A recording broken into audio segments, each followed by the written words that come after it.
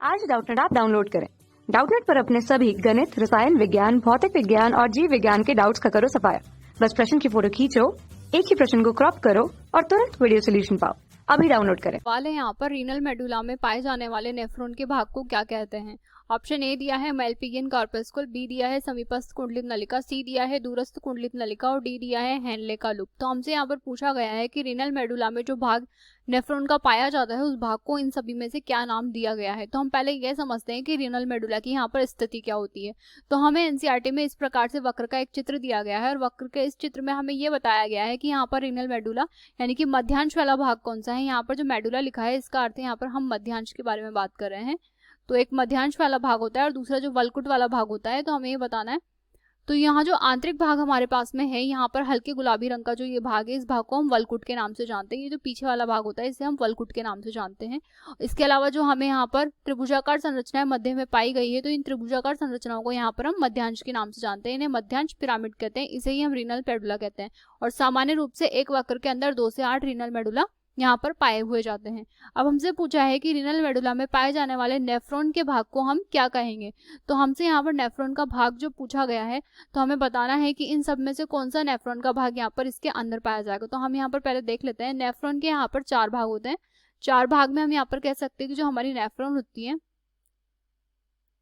उसके यहाँ पर 4 भाग होते हैं, जिसमें से पहला भाग होता है यहाँ पर बॉमन कैप्सूल।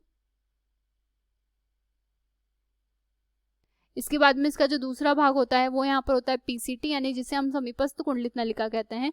तीसरा भाग होता है डीसीटी, जिसे दूरस्थ कुंडलित नलिका कहते हैं। और चौथा होता है लूप ऑफ हेनले। यहाँ पर ये 4 भाग होते हैं। इसके अलावा कलेक्टिंग डक्ट यानी संग्राहक नलिका भी इसका भाग होता है, परंतु संग्राहक नलिका को हम नेफ्रॉन का भाग नहीं मानते हैं। तो यहाँ पर हमें इन 4 भागों में देखना है।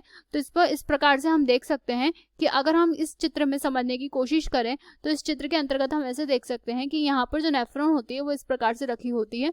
जो नेफ्रॉन का बॉमन कैप्सूल होता है वो बाहर की ओर होता है, पीसीटी बाहर की ओर होती है तथा लूप ऑफ हेनले अंदर की ओर प्रवेश कर जाता है और फिर डीसीटी पुनः बाहर की ओर होती है और कलेक्टिंग डक्ट अंदर की ओर आती है। अब इसे अगर हम यहाँ से थोड़ा सा बड़ा करके देखने की कोशिश करें तो इस भाग को हम इस प्रकार से समझ सकते हैं कि अगर ये हमारी किडनी की बाह्य परत है यानी कि वक्र का आवरण है, तो हम इसे आवरण समझ लेते हैं। और इस आवरण के अंतर्गत यहाँ पर इस प्रकार से हमारा मेडुला भाग रखा हुआ है। तो यहाँ पर ये हमारा एक मेडुला रखा हुआ है। इनके मध्य का जो जगह है वो कॉर्टेक्स के नाम से होगा हमारा वलकुट, इस भाग को हम बोलेंगे। अब हम बोलते हैं कि इसमें हमने नेफ्रॉन को रखना है। तो नेफ्रॉन को यहाँ पर हम इस प्रकार से रखेंगे कि यहाँ पर जो हमारी नेफ्रॉन है ये नेफ्रॉन का बॉमन कैप्सूल हो जाएगा। बॉमन कैप्सूल के बाद में यहाँ पर ये नेफ्रॉन की पीसीटी हो जाएगी यानी कि समीपस्थ कुंडलित नलिका हो जाएगी और ये अंदर की ओर प्रवेश करता हुआ यहाँ पर लूप ऑफ हेनले हो जाएगा। तो हम यहाँ पर देख सकते हैं कि जो ये लूप ऑफ हेनले है ये अंदर मेडुला वाले भाग में प्रवेश कर गया है और उसके बाद में पुनः बाहर की ओर आकर के डीसीटी का निर्माण कर लेता है। और डीसीटी के बाद में यहाँ पर कलेक्टिंग डक्ट जो होती है वो सबसे अंत में बनी हुई होती है। यानी कि अगर इसका हम यहाँ पर नामांकन करने की कोशिश करें तो नामांकन करेंगे तो यहाँ पर जो ये क्षेत्र है हमारा, इस क्षेत्र को हमने यहाँ पर कॉर्टेक्स नाम दिया है, यानी कि ये हमारा वलकुट भाग है।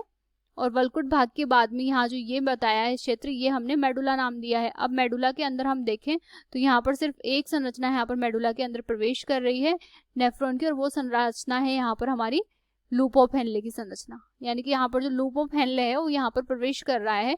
कलेक्टिंग डक्ट भी इसके अंदर प्रवेश कर रही है, पर कलेक्टिंग डक्ट को हम यहाँ पर नेफ्रॉन का हिस्सा नहीं मानते हैं।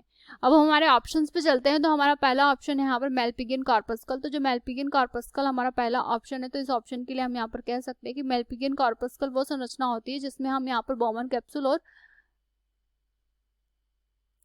ग्लोमेरुलस को साथ में मानते हैं। तो यहाँ पर बॉमन कैप्सूल और जब ग्लोमेरुलस दोनों साथ में होते हैं तो इस संरचना को हम यहाँ पर मेलपिगियन कॉर्पस्कल के नाम से जानते हैं। ग्लोमेरुलस को हम इस प्रकार से भी देख सकते हैं कि यहाँ पर हम जब ये भाग आगे का पढ़ते हैं यहाँ पर बॉमन कैप्सूल का, तो हम कहते हैं कि ये भाग कुछ इस प्रकार से हुआ होता है और इस भाग के अंदर यहाँ पर जब ग्लोमेरुलस बीच में रखा हुआ होता है, यहाँ पर इस प्रकार से ग्लोमेरुलस यहाँ पर रखा होता है। तो ये जो पूरी संपूर्ण संरचना होती है इसे हम यहाँ पर मेलपिगियन कॉर्पस्कल के नाम से जानते हैं। तो हमारा फर्स्ट ऑप्शन यहाँ पर गलत हो जाएगा, क्योंकि जो मेलपिगियन कॉर्पस्कल हमारी संरचना है ये यहाँ पर हमारे वलकुट वाले क्षेत्र में आती है। इसके बाद में हमें दिया है समीपस्थ कुंडलित नलिका यानी कि पीसीटी जो हम कह रहे हैं। तो ये जो पीसीटी वाली संरचना है इसके लिए हम कह सकते हैं कि यहाँ पर ये संरचना जो है ये पीसीटी की यहाँ पर संरचना है और ये पीसीटी जो है ये यहाँ पर वलकुट वाले क्षेत्र में है। तो ये ऑप्शन भी हमारा गलत हो जाएगा। फिर हमें दिया है दूरस्थ कुंडलित नलिका। तो दूरस्थ कुंडलित नलिका हमारी यहाँ पर है और यह क्षेत्र भी यहाँ पर वलकुट में आ रहा है, तो यह ऑप्शन भी हमारा गलत हो जाएगा। लास्ट ऑप्शन है हमारा हेनले लूप, तो हेनले लूप जो है ये मेडुला भाग में पाया जा रहा है, तो हमारा ये ऑप्शन यहाँ पर सही हो जाएगा। तो इसका आंसर होगा ऑप्शन डी। कक्षा 6 से 12वीं से लेकर नीट, IIT, JEE वो एडवांस के लेवल तक 1 करोड़ से ज्यादा छात्रों का भरोसा। आज ही डाउनलोड करें डाउटनेट ऐप या व्हाट्सएप करें अपने सारे डाउट्स 8400 400 400 पर।